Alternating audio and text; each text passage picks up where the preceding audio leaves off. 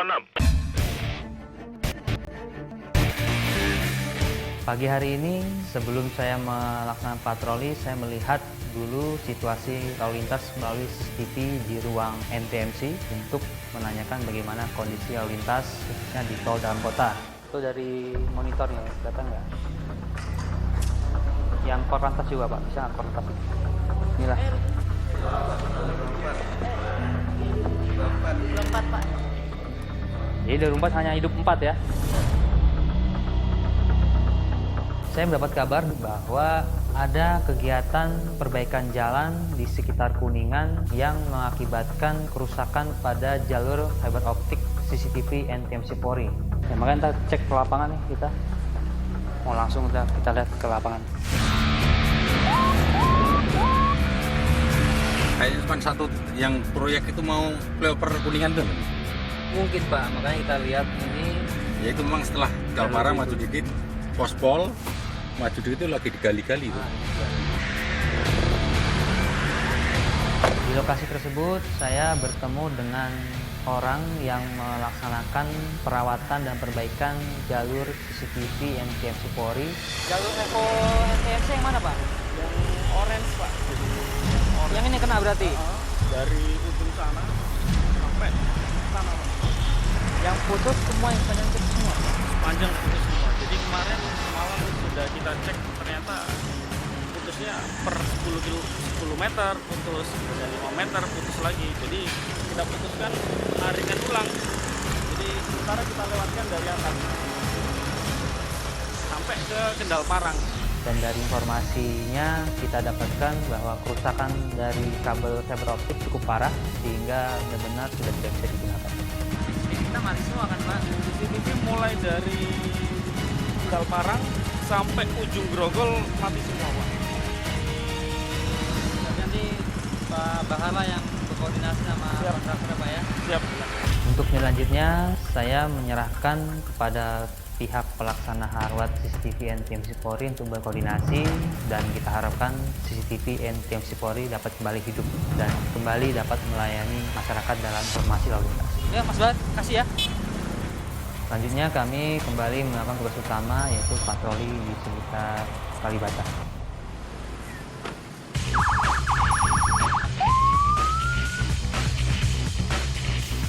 Sasaran kami menuju ke Kalibata ini adalah berdasarkan pantauan seringnya banyak para pengendara yang melawan arus saat putar arah di kolong jembatan Kalibata.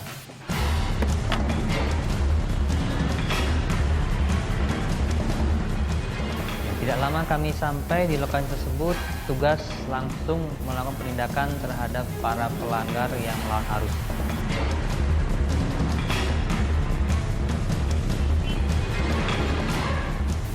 Ada pelanggaran yang kita temui selain berputar arah melawan arus juga membawa beban berlebihan. Ya Bapak, turun dulu Bapak. Ini berat banget kayaknya nih. Turun dulu. Jangan buang Pak, punya orang. Ya Bapak. Jangan sesuatu aja. Kok nggak di plastik Pak? Hah? Kok nggak di plastik? Ada. Tanggal berapa ini? 2012 Pak. Iya. Kenapa nggak Pak perpanjang? Ini kan motor saya, ini motor bos saya. Bos. Iya, motor bos. Terus kalau udah seperti ini gimana? Siapa yang tanggung jawab? Iya, Bapak yang bawa, akhirnya bapak yang kita tilang, bosnya nggak tahu. Iya. Terus gimana? Hubungin bosnya. Aja dulu ya. Saya lihat SIM-nya Pak. Ini enggak ada di bos. Kalau SIM itu harus dimiliki setiap orang yang berkendara. Tapi lupa. Tapi saya lupa nggak dibawa. Harusnya kalau setiap berkendara sebawa bapak. Gitu loh. Namun karena dia tidak bisa menunjukkan SIM dan STNK yang masih berlaku, dengan terpaksa kami tahan kendaraannya. Dan untuk AC-nya tentu akan dipikirkan bagaimana untuk dibawa ke pembeli yang mendekati.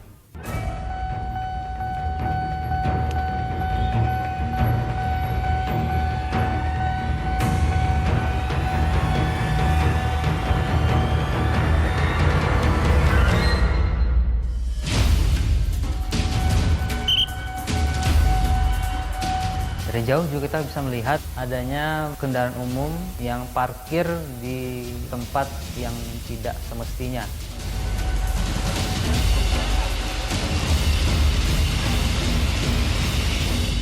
Dan sudah dilihat juga ada rambu-rambu dilarang stop, namun masih juga dilakukan sehingga kita melakukan tindakan untuk menyuruh para supir untuk berjalan agar tidak mengganggu arus lalu lintas di lokasi tersebut. Jalan-jalan, Pak.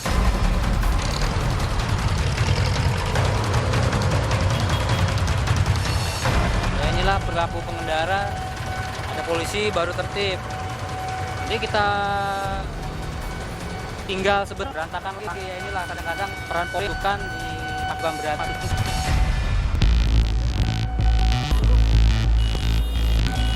Dari mana? Ya, kemana? Kecawanya ibu. Satu pengendara ibu-ibu sehingga harus kita hentikan tindakan. Ini pajaknya juga udah habis ibu ya. Panjang pajak. 14. Ibu, SIM-nya?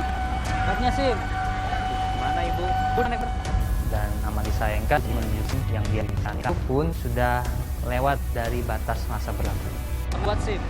Iya, tapi kan saya Terus ya belum sih, belum dijual lagi. belum berjawa lagi. Bisa. Ya memang KTP harus setempat ibu. Tapi ibu mau tinggal sini paling nggak harus punya SIM. Belum SIM ya jangan bawa kendaraan dulu.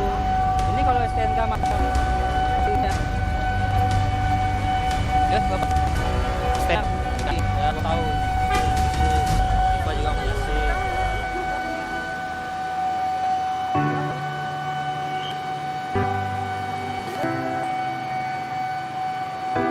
Sesaat melihat memang ibu tersebut terlihat sedih dan tapi ya aturan harus kita tegakkan sehingga dengan terpaksa di hati kecil saya sebenarnya saya merasa iba kasihan dengan ibu tersebut, namun ya kita harus menggunakan aturan, tentunya lagi kemudian hari.